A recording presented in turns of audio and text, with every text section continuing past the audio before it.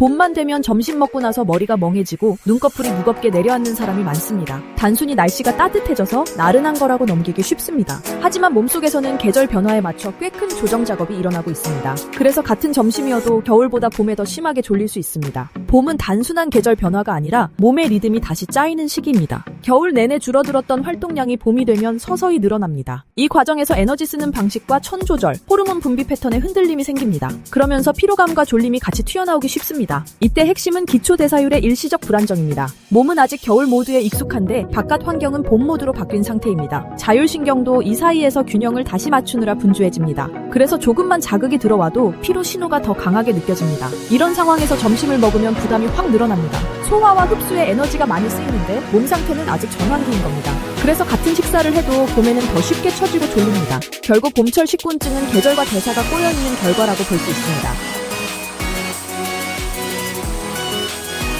많은 사람은 밥 먹고 졸린 이유를 단순히 배가 부른 탓이라고 생각합니다. 하지만 식곤증의 중심에는 혈당 변화가 있습니다. 특히 점심처럼 한 끼에 많이 먹는 식사는 혈당을 빠르게 끌어올립니다. 이때부터 롤러코스터가 시작됩니다. 혈당이 급히 오르면 몸은 이를 안정시키려 합니다. 이때 나오는 것이 인슐린입니다. 점심에 탄수화물과 당이 많으면 인슐린도 더 많이 분비됩니다. 문제는 여기서 과하게 쏟아질 수 있다는 점입니다. 인슐린이 너무 많이 나오면 혈당은 필요한 수준 아래로 빨리 떨어집니다. 이 구조를 혈당이 한번 치솟았다가 급락하는 혈당 스파이크라고 부릅니다. 이렇게 급락이 일어나면 뇌가 쓸 수 있는 당이 잠시 부족해집니다. 그러면 머리가 멍해지고 집중이 안 되면서 졸음이 확 몰려옵니다. 몸 입장에서는 이것이 에너지 부족 신호입니다. 그래서 움직임을 줄이고 에너지 소비를 줄이려는 방향으로 작동합니다. 그 결과 우리는 의자에 앉아서 가만히 있고 싶고 눈도 저절로 감기게 됩니다. 이게 바로 많은 사람이 경험하는 식곤증의 본질입니다. 같은 메뉴를 먹었는데도 어떤 사람은 바로 업무에 복귀합니다. 반대로 어떤 사람은 회의 중에 눈꺼풀이 계속 내려갑니다. 이 차이를 만드는 핵심은 인슐린에 대한 몸의 반응과 대사 상태입니다. 즉, 같은 자극에도 누구는 과하게 흔들리고 누구는 덜 흔들립니다. 인슐린 민감도가 떨어진 사람은 식곤증이 더 심해지기 쉽습니다. 평소에 단 음식을 자주 먹거나 운동이 부족한 경우가 여기에 해당하기 쉽습니다. 복부 둘레가 늘어나 있고 피로가 쌓여 있는 사람도 마찬가지입니다. 이런 상태에서는 혈당을 곧게 유지하는 능력이 줄어듭니다. 그러면 한 끼 식사 후 혈당 변동폭이 크게 튀게 됩니다. 올라갈 때도 가파르고 내려갈 때도 가파른 패턴이 반복됩니다. 그래서 점심 이후에 어김없이 졸음과 무기력감이 찾아오게 됩니다. 단순한 습관 문제가 아니라 몸 상태의 신호인 셈입니다.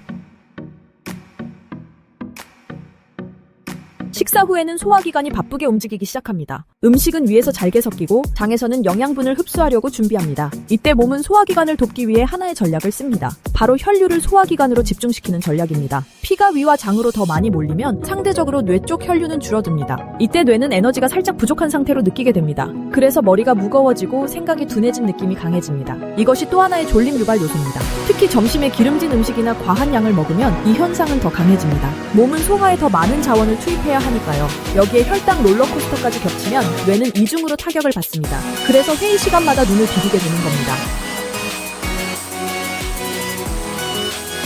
지금까지 이야기한 요소는 계절과 상관없이 일어납니다. 그런데 봄에는 여기에 계절 특유의 변화가 겹칩니다. 몸의 리듬이 재정비되는 시기라 작은 자극에도 반응이 더 크게 튑니다. 그래서 같은 양의 식사도 봄에는 더 피곤하게 느껴집니다. 봄에는 기초대사율이 변하는 과정이 진행됩니다. 잠 패턴도 미세하게 달라지고 활동량도 들쭉날쭉해집니다. 자율신경이 이 변화에 맞춰 균형을 다시 잡으려 애씁니다. 이때 스트레스와 피로에 대한 민감도도 함께 올라갑니다. 결국 봄철에는 혈당 변동과 혈류 재분배에 더 취약한 상태가 됩니다. 점심 한 끼가 대사 균형을 흔들기 쉬운 환경인 겁니다. 그래서 봄이라서 졸린다 기보다 봄이라서 몸이 더 약해져 있다 라고 이해하는 편이 맞습니다. 이 관점을 알면 대처 방법도 훨씬 구체적으로 잡을 수 있습니다.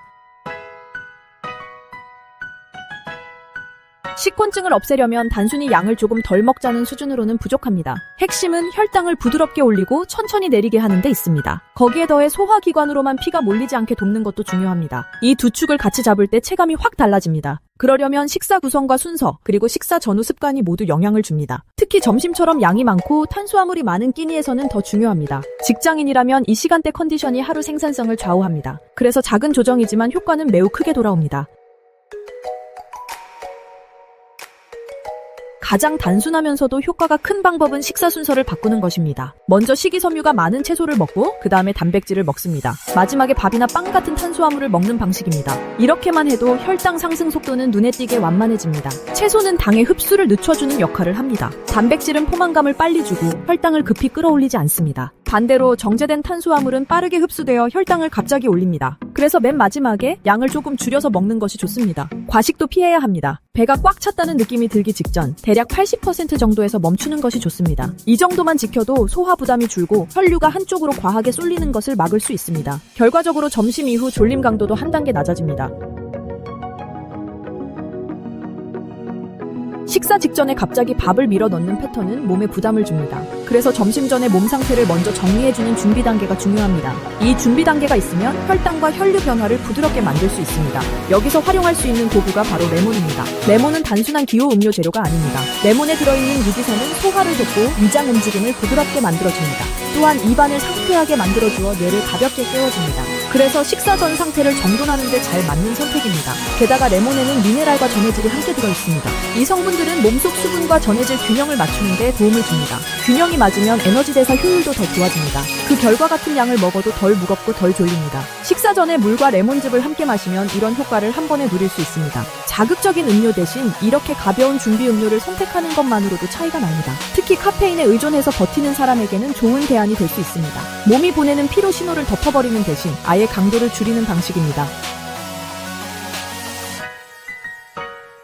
실천 루틴은 복잡할 필요가 없습니다. 먼저 점심 식사 10분에서 15분 전에 물에 레몬즙을 섞어 마십니다. 너무 진하지 않게 상큼하다 느껴질 정도면 충분합니다. 이것이 오늘 점심의 준비 단계입니다. 식사 후에는 가볍게 5분에서 10분 정도만 걸어줍니다. 속도를 무리하게 올릴 필요는 없습니다. 그냥 소화가 잘 되도록 몸을 천천히 움직이는 정도면 좋습니다. 이 짧은 산책이 혈당과 혈류를 고르게 만들어줍니다. 마지막으로 식사량은 배부름 기준 80%를 목표로 합니다. 몇 숟갈 덜 먹는 것 같아도 오후 컨디션을 생각하면 오히려 이득입니다. 이 세 가지를 동시에 지키면 점심 이후 졸림 강도는 확실히 줄어듭니다. 며칠만 실천해도 몸이 훨씬 가벼워지는 느낌을 받을 수 있습니다.